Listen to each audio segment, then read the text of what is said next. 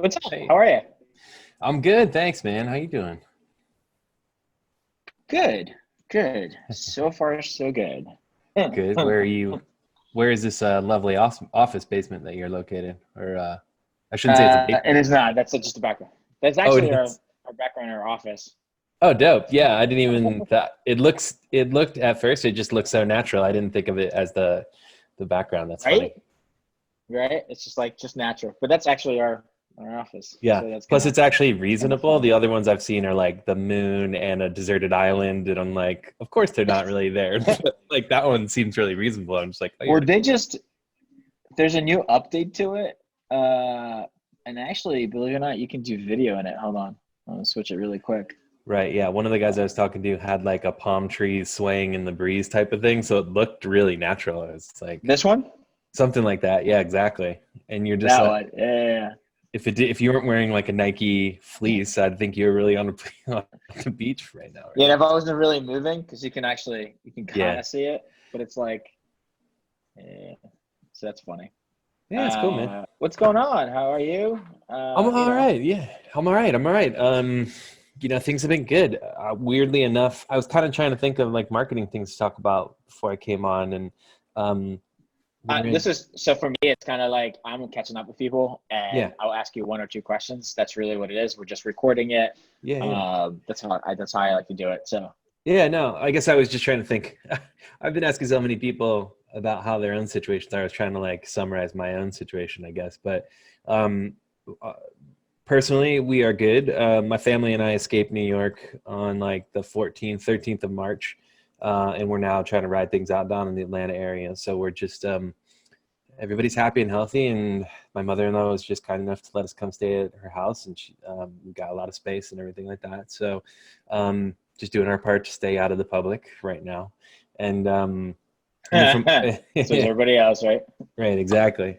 And from a work standpoint, we've been blessed to be relatively busy. So we work with government agencies. We have a platform that lets government agencies digitize paperwork.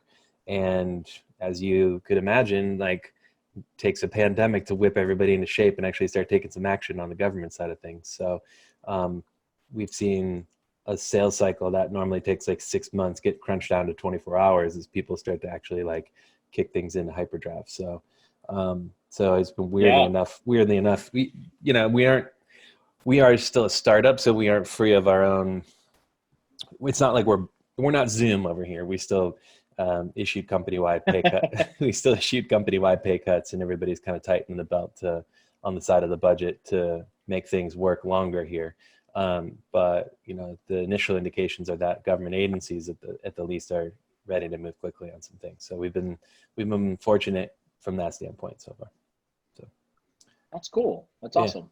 how are you guys getting by? So good. So far so good.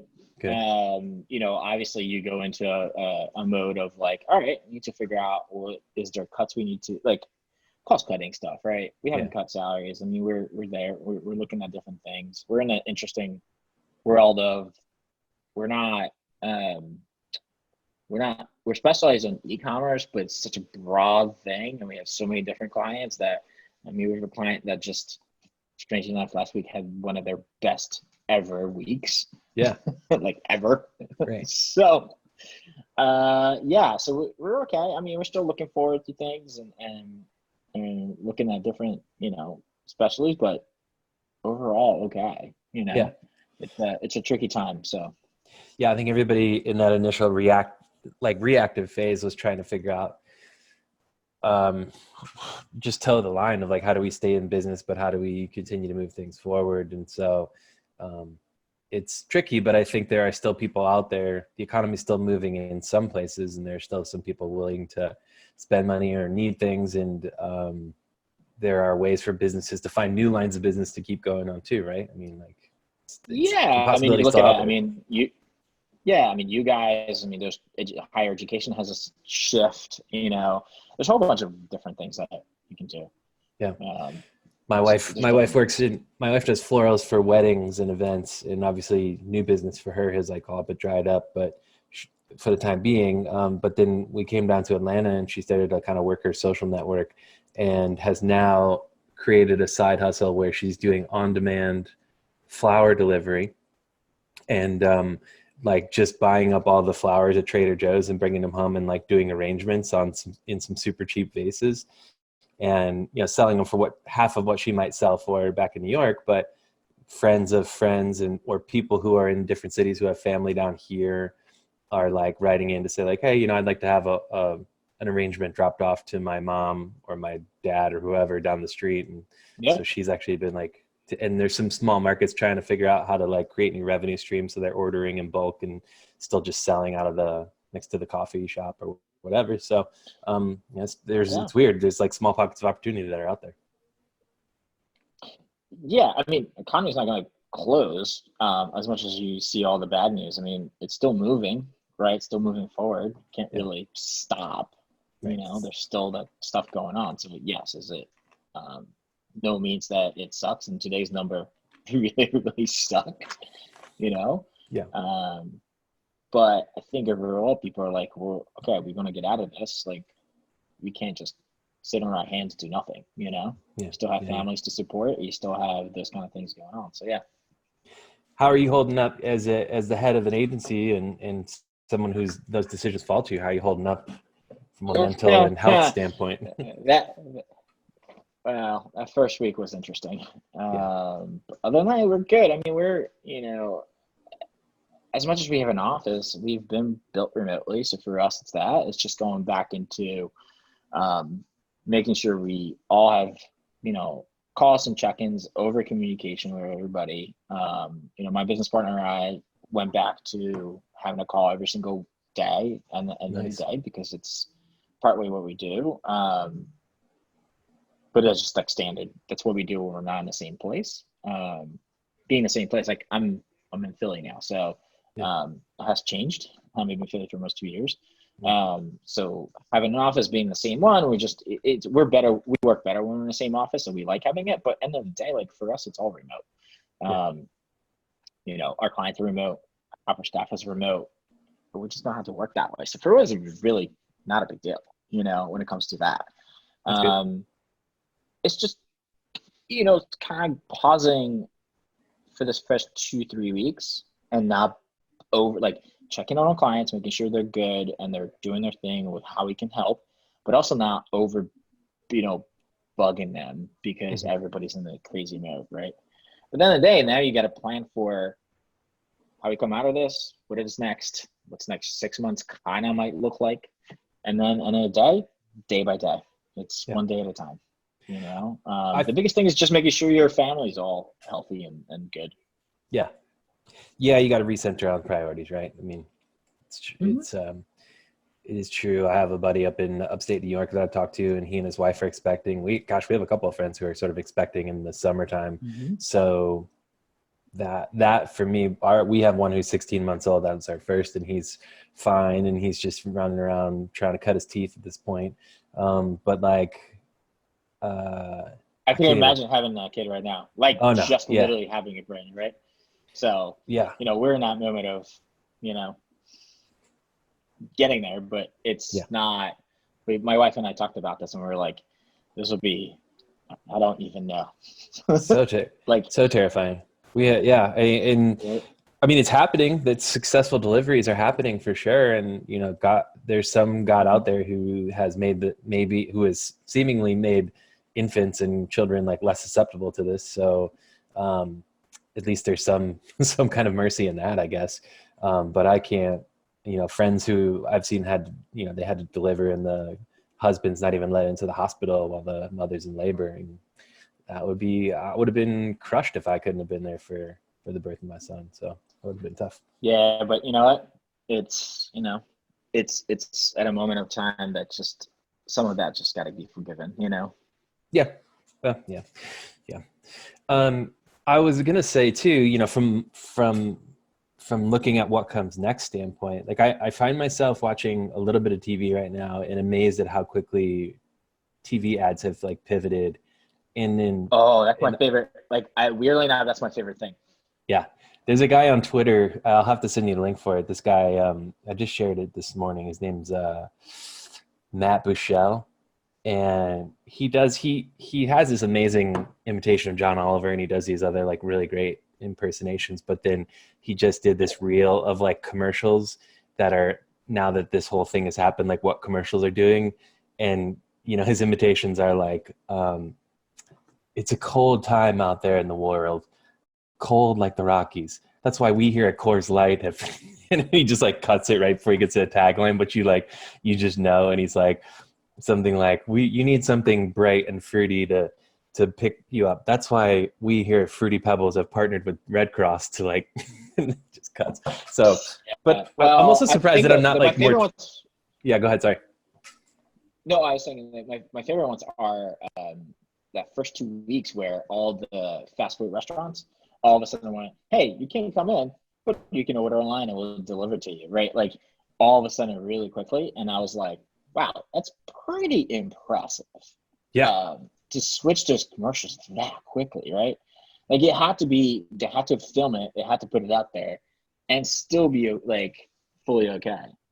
And for the most part, as a consumer, I'm not finding myself turned off by the messaging, which I think is also strangely like, I'm not like pissed at them. I'm kind of like, I think we're all in like a weird sympathetic, somewhat empathetic mode where it's like, yeah, that sucks. Also, I'm only grocery shopping, so good luck to you. But I mean, like, good luck Taco Bell on your free Taco Tuesday. But I mean, I'm not like completely turned off by it. I think as a whole, we had that same week. We had a week where we were like, shut everything down. Let's figure this out. But that was like Monday, and kind of those windows that we operate now in are so much faster and smaller. So it's like Monday, we're like, shut everything down. Wednesday, we're like, we're not hearing any negative feedback from some errant sales emails that went out. And by Friday, it was like, I think we can kind of start to like reach back out to people and sell like we were, just with some different benefits and values to like what we do. And, the next week we started to turn back on like search ads and saw some inbounds coming in. And, by and large, I'm actually hearing in some PR message groups, reporters are kind of like now just flaming anybody who sends in coronavirus related pitches. And in some cases, they're like, yeah, and in some cases they're like, I'm just happy you didn't try to wrap this in a coronavirus story. It's just straightforward product news, and sure, I'll cover it because I'm just like glad you're not trying to angle this into the thing that's happening. It's almost like they were now ready for a return to some normalcy in that, on this PR and marketing side of things. Well, there's so much of it, right? Like, how much do you want? People want other news, right? Like, it's just too much. It's overbearing. It is, yeah. Totally overbearing. Yeah. Yeah. What's the climate like in Philadelphia? How's everybody doing there, though? Okay. Yeah. Our numbers are, like everybody else, it's pretty rising, but I think the worst numbers we got actually today was obviously the unemployment, but we're also the largest unemployment numbers. Interesting. Huh. Philly is. It's like double what the second city is. So definitely got hit crazily. Yeah. So that's like anyway. Like I have a buddy that lives in Atlanta too. So how's Atlanta right now? It's fine. We're actually in Marietta, so we're like north and a little bit east of the city itself. But I think I was just reading the Atlantic today and a couple other news outlets, the New York Times, I think, are reporting how it looks like it's going to hit this region harder. I think people were less willing to accept that this was a major problem and less willing. This is what I'm reading. I think people I know here have taken it pretty seriously for the most part. And I know for us, like my mother-in-law, our friends who were nearby, or my brother-in-law, like we've all been adhering to just social distancing. We all went like at least 16 days after we got down here before we really ventured out of the house to do anything. But it looks like news is starting to say, well, some of these governors have been a bit slow to respond, and therefore they may have done themselves a disservice. Georgia in particular is having a pretty bad day today because the governor came on to say, well, we didn't know that asymptomatic people can actually spread this virus. And people on Twitter are like, bro, the CDC is in Atlanta. How did you not know that asymptomatic carriers can spread this thing? Science, people, science. That's right. Well, the same thing with Florida, right? Florida's got hit.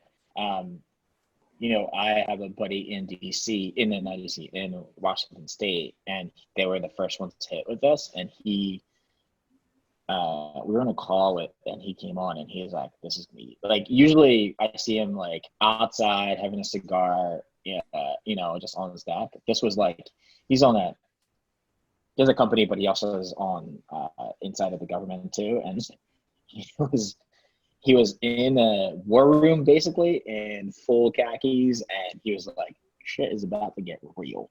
Yeah. And we're like, freak. So then I knew it was just not going to be fun. Yeah. And it's interesting now because being in New York, like on the 9th of New York, that was like a Monday.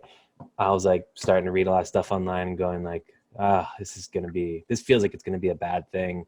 And on the 10th, that was like the last day I went into work. And then at least on the subway, and in New York, it was just felt like it was more present and like there was a lot more urgency. So then to come down to Atlanta, I was like, all this pressure felt like it was off because nobody here didn't seem that worried about it. Like people weren't really, we were still doing some social distancing thing, but it hadn't really caught on here. And I think we're, a week or two behind everything, the urgency at least.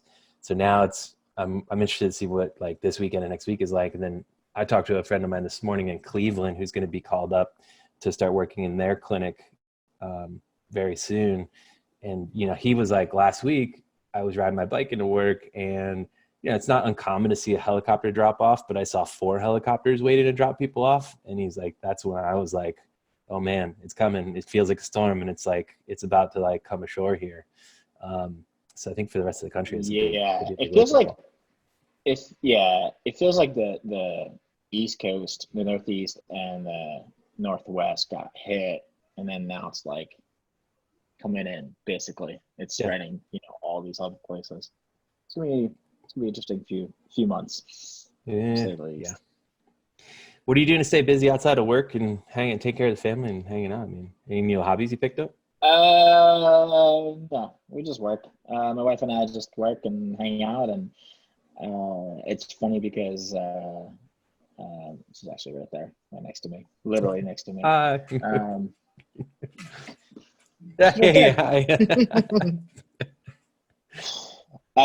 It's funny because we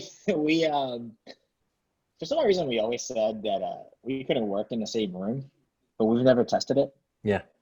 So and now we work literally in the same room and stay in the same room and whatever. It works for us. We barely pay attention to each other when we're doing work, so it's been fine. So that actually my other hobby is picking up the show. Just catching up with people, and I was just like, I'm just gonna do it. And then I was like, well, I might as well record it. And it's just been steady. It's funny. I haven't really like promoted it. I will. Try to take that first 2 weeks of like, is this gonna be a thing? And every person I talk to, they just drop some gold in there because I asked them some questions. Like, like I didn't have to ask you what do you do because you already said it. It just works out. And it's funny that you posted it like, I'm just going to do a checkup show. And I'm like, this is exactly what I'm doing. I'm like, that's all I want. Yeah. I mean, like, listen, we don't, there's, obviously we're not going anywhere. The only people we see is each other, and which is great. Don't get me wrong. It's awesome. We actually are really good at just being together all the time. That's good. But you check up on people and like having this conversation, like there's no better time than the present to do it. That's be like so much more apparent, right? It's like weird. It took this for me to really kind of reconnect with some people. To your point, like getting our feet underneath us for 2 weeks, and now all of a sudden, it's almost like you hit that 2 week mark and you start going beyond. I'm like, all right, cool. Like, what ideas are popping into my head now that I've come to terms with a new normal? And you kind of start to do that. And the idea that I had was really started off as more of like this humorous thing where I was just like, it's hard to answer the question, how's it going these days? Because it's like, there's a lot of gravity there and you have to weigh how much you really want to share with the other person who's asking you that.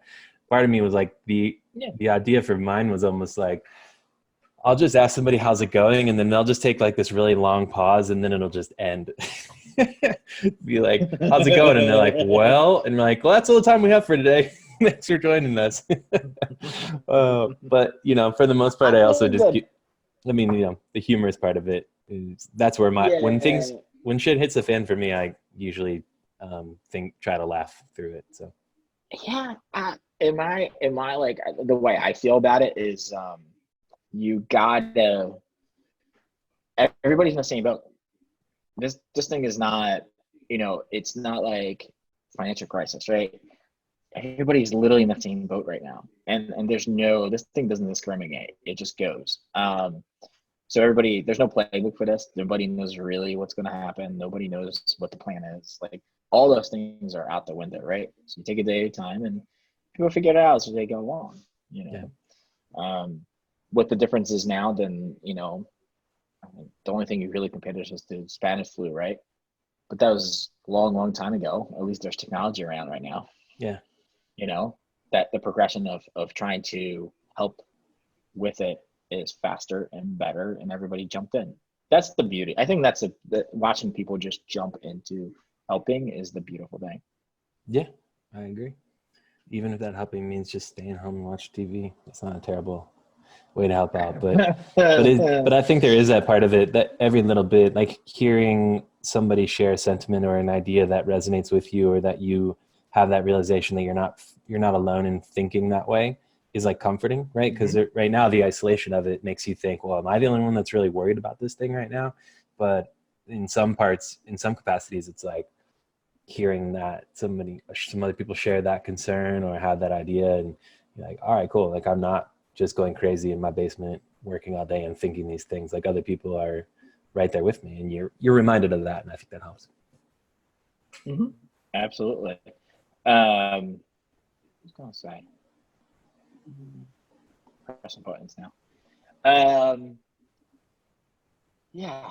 So was that, we talked about like kind of what you guys do. What is that you do for the company itself? Um, I am my official title is the director of demand gen. Um, we have a really lean team where we work. We have a number of different sales players at different levels, and I spend a lot more of my time just doing general marketing activities, I would say. I think for us, demand gen in the government space, it's a bit underserved by helpful content. Like, in a B2B SaaS world, there's like marketers understood that helpful content, if you threw enough of it into the world, could get the attention of your target audience. And so they've been doing that for a long time. But I'm not sure that marketing to government agencies has caught up to that idea or has done that idea well. I think it's like the quick version of think of the best marketers that are out there right now, Sumo Heavy, Drift, I don't know, whoever comes to mind, right? They're doing like authentic, empathetic, really helpful content, deep dive content, giving away content for free. And I think much like the target audience of the government agencies, the government marketers, they're asked to do more with less. And which a lot of times means you kind of just streamline the process and you don't get as deep a dive on it as you can. And therefore I think there's a need to just share best practices, give people more helpful information, more engaging content, tell the stories of the people who are actually sitting at those desks. And so to help our demand gen efforts, I do spend a lot more of my time trying to like connect with our current partners, to actually hear their stories or see what they're like, and then figure out if there's a way to like tell that story as a part of saying, and also we sell software that can help you be like this person in one of your counterpart or neighboring counties or whatever. So, I definitely go in and spend a lot of time in HubSpot and help optimize emails and try to think of different ways that we can do clever webinars or clever download pieces, whatever it may be, work on our digital ads. Just got done like shooting a 60-second video demo and uploading that to LinkedIn to see if we can get some people interested in taking a look at the platform. But less of maybe what is becoming the demand gen component can be so many different things. And I think I fall on the side of the content creation and creative content ideas. And then we have another guy who's a great executioner, and I hand a lot of that content off to him to put out into the world. So Cool. it's been great, man. I actually, I worked, I think when you and I met, I was working at Olark. Olark, such a Mm-hmm. great company, great people. They're still doing really well. Learned a lot from that company. After I finished at Olark, I went off to a company called Daily Pay, which is based in New York City, and they're doing a really cool thing wherein um, they've built a system that allows employees to take advances on their paycheck at a like steeply discounted rate that a normal what do you call it, like paychecks type of place or a cash advance type of place would. Um, and they're basically like flipping the whole idea of payroll on its head, and they're making some really great inroads there, and learned a lot. I think that Olark didn't really have a traditional sales team, so at Daily Pay I got to work alongside this huge, really aggressive, I don't want aggressive to sound negative here, they were great people and they really knew their stuff, and they really got out there and educated the market on what they were selling. It was the first time really seeing how marketing and sales had to interact with each other, and how the cool stuff we were doing in marketing needed to be systematized and given to the salespeople so that they could put it to good use. Um, and then I found Seedless Stocks through a common contact actually, and they just had a need to sort of rebuild the marketing operation there, and it felt like the right opportunity for the right time. It may be a decision I regret down the road. I guess we'll see. Daily Pay is doing some really cool stuff, but great people there, great people here. It was just the timing felt right, so jumped over and taking my hand and Yeah. seeing what comes of it. So Fair enough. yeah, That's good. yeah, Last question before we stop recording. yeah. What are you currently obsessed with? Can it be anything, or do you want me to continue talking Could about be anything. anything? Literally anything. Well, I'm obsessed with I don't know how cliche this is, but like I'm trying to think if there's anything more that I'm more obsessed with. A couple of years ago, I started picking up playing music, DJing.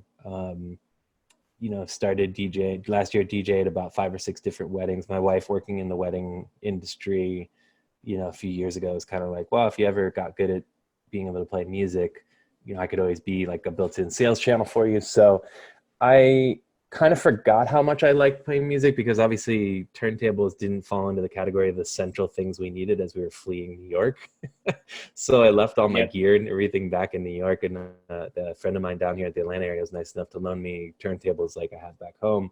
So I just got those up and running on Monday, and I was like, damn, yeah, I really missed doing this. It's so much fun to just kind of like go through the music catalog I have now, download my own music, like download new music, put new mixes together, put them out in the world. So, for me, I've always been really enthralled with music, and I just love trying to pick up new things. And I'm trying to learn the piano while I'm down here, because we have a piano upstairs that I can practice on. I picked up the guitar a few years ago, and now I'm trying to just figure out how to do piano stuff. But the DJing and the blending of music and just trying to come up with ways to take songs you would never think that should go together and put them together in some way, for me, is just like such a great escape from the computer. So I'm going through that and saying I really should be saying something about how I'm obsessed with my son, because that dude is like running around just learning new stuff every single day. He finally figured out, if the crib is in the middle of the room and I'm standing on one corner and he's standing on the other corner,